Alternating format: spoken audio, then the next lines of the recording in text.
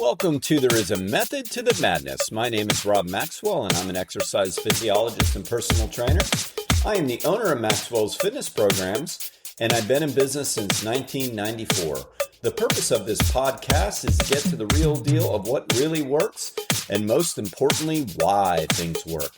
Hence the name, There Is a Method to the Madness. Before I get started today, let me thank Jonathan and Lynn Gilden of the Gilden Group Realty Pros. They are committed to providing the highest level of customer service in home sales. Why don't you give them a shout and figure out what your home is worth? 386-451-2412. I am going to teach you what you need to know about eating, and I'm going to do that between 20 and 30 minutes using your time right here. And it is so simple and something I've been preaching since I've been a professional.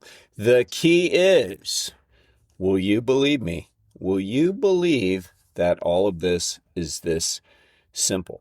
So I'm going to go over two things that we need to understand regarding eating, diet, weight loss, weight gain, weight maintenance, all that good stuff. Being healthy, having energy to work out, having energy to live, having energy for whatever we need, why we don't have energy, all those good things, all right? But the first thing I need to get you to understand is that two things can be true at the same time. People love dichotomies so much, but that is not how life is. All right? So first you have to nod with me and say, all right, two things can be true at the same time. And now let's talk about what those two things are. The first thing is that weight loss, weight gain, weight maintenance, all of that comes down to calories, period. It comes down to calories. If we want to lose weight, we have to either consume less calories or burn more calories or some combination of those two things. This is a physiological fact. All right. Now, the second thing that's true is macronutrients matter. Macronutrients are carbohydrates, protein, fat, and water. But the energy-giving macronutrients are only protein, carbs, and fat. So minus out the water. They matter. But Rob, why do they matter if it all comes down to calories? Because they do. And you're going to listen and find out how they matter. The first thing we're going to talk about, though, is why everything comes down to calories. Now, if you've ever had science, maybe biology, maybe a different form of biology, you perhaps learned the very first law of thermodynamics, which states energy is neither created nor destroyed. That means energy is always there. Now, that's kind of cool when you really think about it, right? Because we human beings and all animals are energy. So that's kind of cool. So, just wrap your head around that a little bit, but I'm not going to go too philosophical on you, at least today. I'm going to keep this in the realm of what I'm talking about. So in the case of food, energy is calories, all right? Calories are units of energy. We need energy to continue to move. What happens is energy in the form of carbohydrates and fat, and to an extent, protein, help resynthesize the adenosine triphosphate, which is ATP, in your cells, because the only unit of energy small enough to be used at the cell level is ATP. And we only store enough for about 3 seconds. 1, 2, 3. I'm out of ATP. 1, 2, 3. I'm out of ATP. We cannot move without ATP. All right. ATP is the lifeblood of the cells. The only way we can resynthesize, not create, because remember, energy is neither created nor destroyed. So it's resynthesized. It's broken down from one area and brought to another. The calories is what is needed to resynthesize the ATP. So if we don't have enough calories, we don't have any energy, we don't move. Okay? Now, here is the definition of a calorie, which, you'll get this right on Jeopardy, because that will probably be the only place you'll see this unless you are perusing through some textbooks. A calorie is a unit of energy equivalent to the heat energy needed to raise the temperature of 1 gram of water by 1 Celsius. That's the definition of a calorie. So it can be measured. That's what a calorie is. So if we need to lose weight, we need to take in less energy from the outside so we can use the energy on the inside. And guess where your energy is stored in the body? Can you guess? Do you know that stuff that starts with an A that nobody likes, adipose tissue? That is stored fat, okay? That's what adipose is. It's fat. Well, fat is energy. As a matter of fact, 1 gram of fat has 9 calories. So the only way we are going to use that subcutaneous fat on your body, that's the fat that's on the midsection, that's the fat that's on the fanny, that's the fat that's on the thighs, that's the fat that's on the biceps, whatever and wherever your body type particularly stores it, that's what that is. That is stored energy. Adipose tissue is stored energy. So, all of you are very smart. I know this because you're listening to this podcast. Tell me how you're going to get down and burn that adipose tissue if you're taking in enough energy from the outside. How is that going to happen? How is that going to happen? So, if you're trying to use up a bucket of water and you're not allowed to leave until that bucket of water is done for whatever you're doing, watering plants or whatever you're doing, but it's continuing to rain to fill up the bucket, how on earth are you going to get to the bottom of the bucket? How are you going to get to the stored water when all you're pulling off is the water that just came in? You can't, right? It's impossible.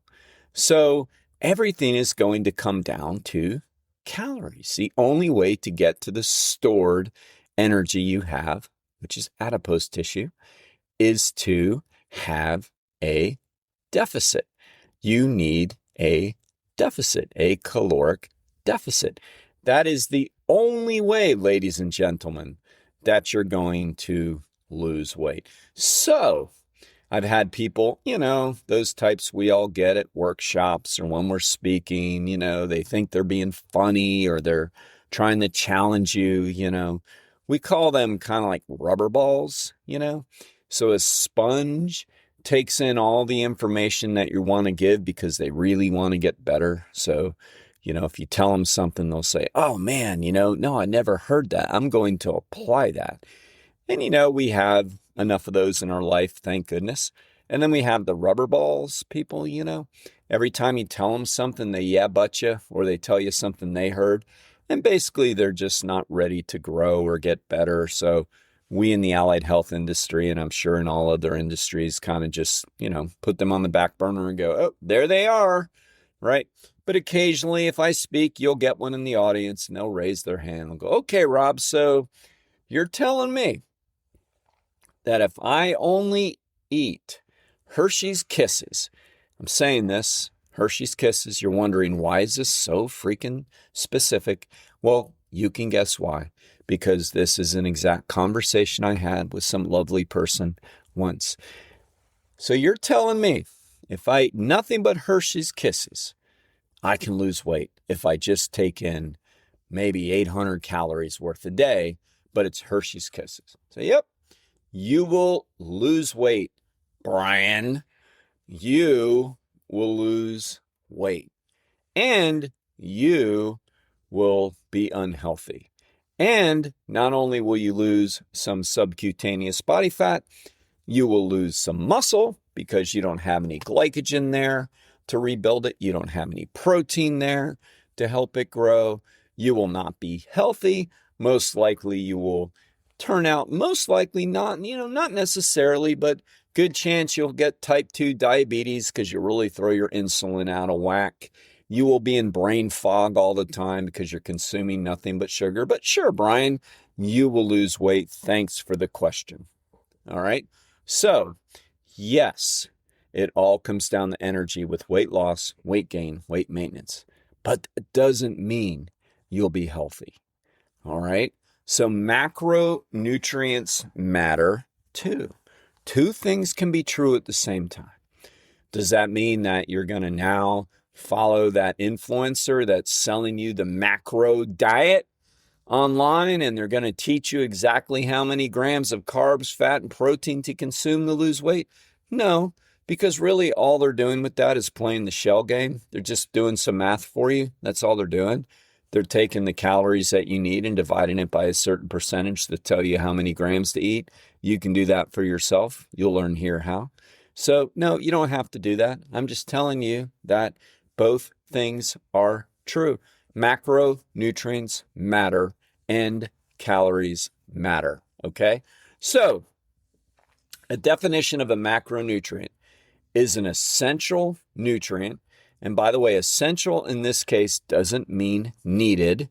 I understand that's a definition of essential, but that's not what it means.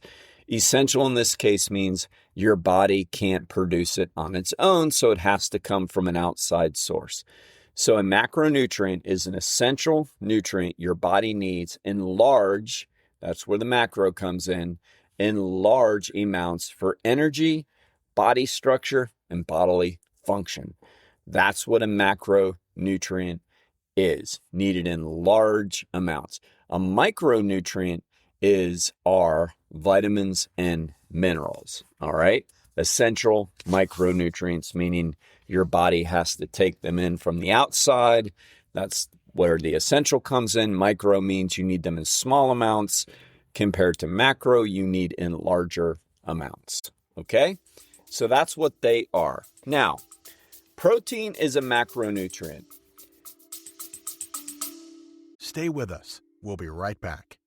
Are you ready to unlock your full potential? I want to introduce you to the Fit, Healthy, and Happy podcast, a powerful resource to transform your life today. With expert interviews, practical tips, and inspiring stories, this podcast is your roadmap to lasting wellness. Here's what a listener has to say. I used to struggle with my health, but this podcast changed everything. It's like having a personal trainer, nutritionist, and life coach totally for free. With over 2,000 5-star reviews, we're a podcast you can trust. The Fit, Healthy, and Happy podcast, available now wherever you get your podcasts. Protein has 4 kilocalories or calories per gram. Same as carbohydrates, 4 calories per gram. Why is protein needed? Because protein's job is for growth and repair. Now, a lot of times people will say, well, you need protein to grow your muscles. Well, that's partly true, but not really. You need complex carbohydrates to grow your muscles. You need quality carbs for the energy, but you also need protein for the growth and repair. So it's not completely false when they say it, but I don't know that all of them know why they say it. So it is hard to grow muscles without protein because it's hard for the cells to get the repair But protein by itself is not an energy carbohydrate, all right? Needed for growth and repair. Protein is broken down into essential and non-essential amino acids. When these amino acids are broken down, reach the bloodstream, they do their job. It is best to get protein in lean sources because the problem with protein is sometimes they come in a high-fat diet. So yeah, you can get a lot of protein in beef, but you're also going to get a lot of saturated fat. So it's best to get your protein from lean sources. And no, I don't care what anybody's telling you right now. There's these idiots online right now saying, this is what we look like when we eat eggs and beef and hamburger. And they're like these jacked guys. It's like, that's not why you look like that, but go ahead and tell yourself that. Saturated fat is going to clog your arteries. I mean, every study in the world has shown that. So no, we don't need the beef per se because it's really high in saturated fat, okay? So yes, it is a macronutrient we need, but we only need it in a certain balance. 15 to 30% of your diet roughly should be in the form of protein. 15 to 30%. All right. If you get that, you have enough protein for growth and repair of your endocrine system. So not just your muscles, but also the hormones help build and repair the hormonal system. So you don't need a lot, but we need it in a balance of roughly 15 to 30%. All right. The next big boy is carbohydrates. Man, they are demonized still to this day. Look, carbs don't make you fat, okay? Too many calories will make you fat, all right? Plain and simple. If you eat too many carbs on top of too much everything else, of course you're going to gain weight. But if we eat everything in balance and eat just what we need, we are not going to gain weight. So is it good to get that, like what some people will call coffee from Starbucks, you know, those smoothie things? Well, no, because that smoothie drink is like 500 calories, mostly sugar. But Rob, sugar isn't bad. No, it's not bad in the right quantity, but most likely you're not using it for exercise at the time or right afterwards. And most likely, if you're eating those things or drinking those things, you're probably also eating and drinking a lot of other stuff too, okay? So most likely, you're adding that on top of already a caloric surplus, all right? And it's nothing but empty calories because you're taking in the sugar. You're not exercising at the time, nor did you just exercise, most likely. So you're just taking in a lot of calories on top of calories you probably already ate, okay? Carbs aren't bad. Carbs are needed for energy. They also have 4 calories per gram, just like protein. Now, you do want to get the majority of your carbohydrates from complex varieties such as rice, vegetables, whole grains, things like that. Why? Because they have a lower glycemic index, so they're more likely to store as glycogen. So we will store excess carbohydrates in the form of glycogen, not in the form of fat, as long as we don't consume too many. Our body can store up to 500 grams. That's 2,000 calories of carbohydrates, as long as we aren't taking in too many. So if you're very active, you're going to burn off the glycogen. That's a good thing. And then you can eat more carbohydrates. Isn't that cool? So like it is a total win-win. But when we take in like a lot of carbs in the form of sugar, we'll get an insulin spike and we may not store those carbohydrates in the form of glycogen unless we are really in a depleted state, and that's not good, okay? So the moral of the story is we need carbohydrates it's best to get good sources of carbohydrates, like complex carbohydrates. Basically, get them from real plants, things that grow in the ground, and you should be okay. All right. 45 to 65% of our diet should be in the form of carbohydrate. Yes, you heard that right.